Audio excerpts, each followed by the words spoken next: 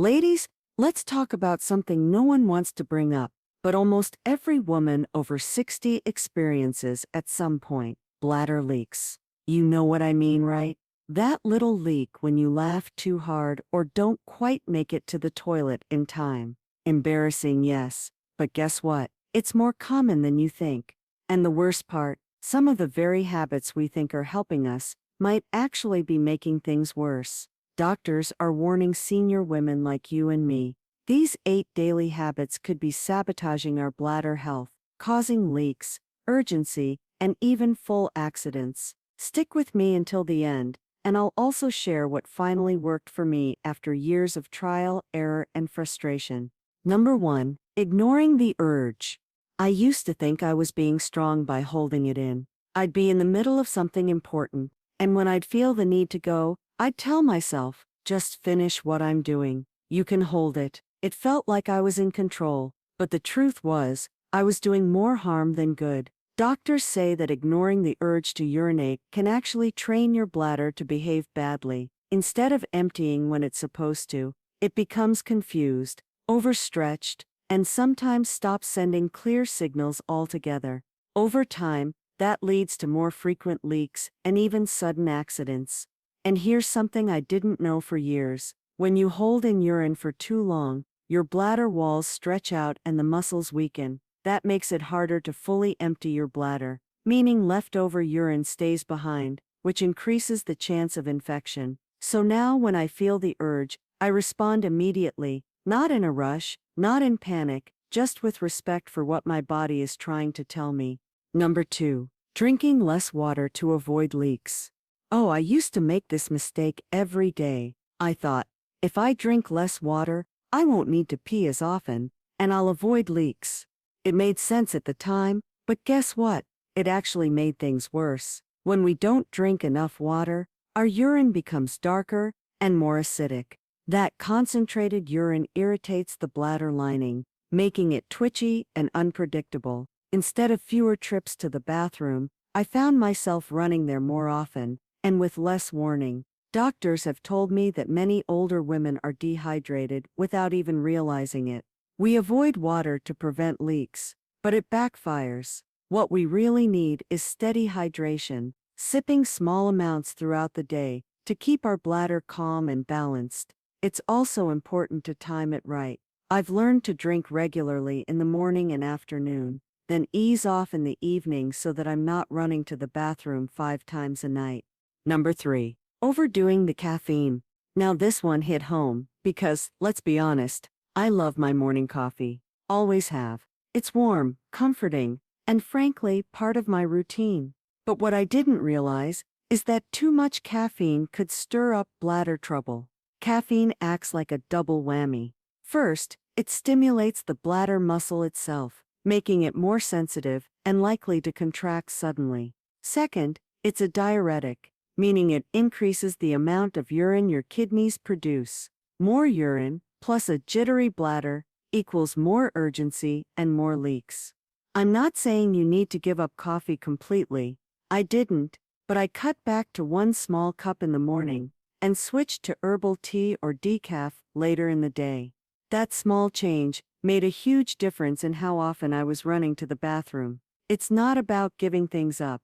It's about being kind to your body and making little adjustments that give you back control. Number 4. Skipping pelvic floor exercises.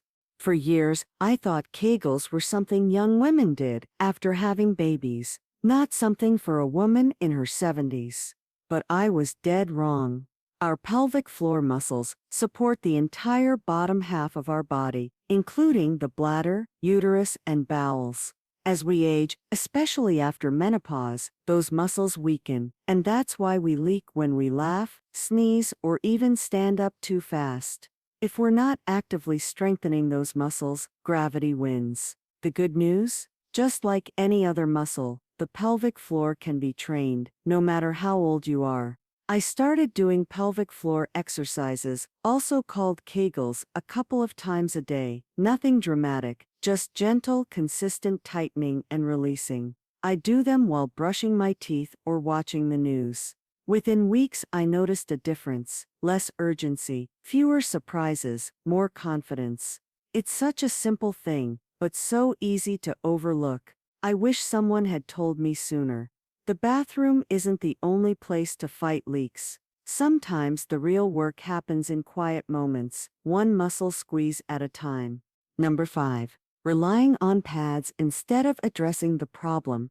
I'll admit it, I used to think pads were the solution. When leaks started, I'd just slip one in my underwear and think, problem solved. I didn't want to talk about it, didn't want to think about it, and definitely didn't want to tell my doctor. I thought, this is just what happens when you get older. But let me tell you something. I wish someone had told me sooner.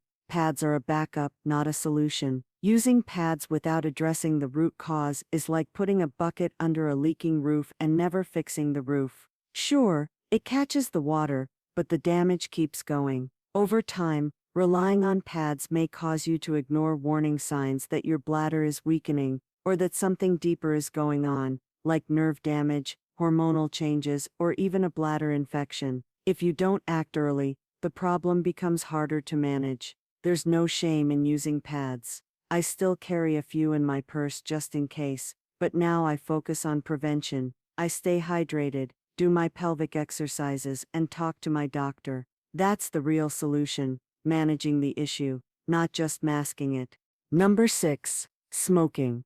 I never smoked myself, but I've seen what it does to others, and not just their lungs. What many women don't know is that smoking is a huge risk factor for urinary incontinence. Every time you cough from a smoker's hack, you're putting pressure on your bladder. Over time, that constant coughing weakens the pelvic floor muscles, making leaks more likely. I've had friends who wore pads, not because of age, but because years of coughing had worn them down. But it's not just the coughing. Smoking damages blood vessels, reduces oxygen flow to the pelvic tissues, and makes them less elastic and slower to heal. It even affects estrogen levels, which play a big role in bladder function for women, especially after menopause. If you've been smoking for years, I know quitting isn't easy, but I've seen women in their 60s and 70s kick the habit and turn their health around, and their bladder control improve too. Don't let anyone tell you it's too late.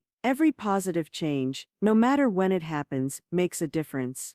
Number 7. Drinking before bed. I used to enjoy a nice cup of herbal tea before bed, something relaxing to help me wind down. Chamomile, peppermint, a little honey. It felt like a ritual. But then I started waking up 2 or 3 times a night, sometimes with a damp sheet or rushing to the bathroom in the dark. It took me a while to connect the dots, but once I did, I realized that drinking right before bed was working against me. As we get older, our bodies don't process fluids the same way. The bladder becomes more sensitive at night, and our ability to hold urine while sleeping diminishes. Now, I still enjoy my tea, but I drink it earlier, around 7 p.m. After that, I slow down. If I'm thirsty, I take small sips, not a big glass. That small adjustment gave me back my restful sleep and saved me from a lot of embarrassment. It's not about giving things up. It's about timing. Managing when you hydrate is just as important as how much you hydrate. Number 8. Avoiding the doctor out of embarrassment. Let's talk about something that too many of us keep quiet about: embarrassment. When I first started leaking, I didn't want to talk about it. Not with my daughters, not with my friends, and certainly not with my doctor. It felt shameful, like my body was betraying me, or that I was doing something wrong. But here's what I've learned the hard way. Embarrassment is the real enemy, not the bladder leaks.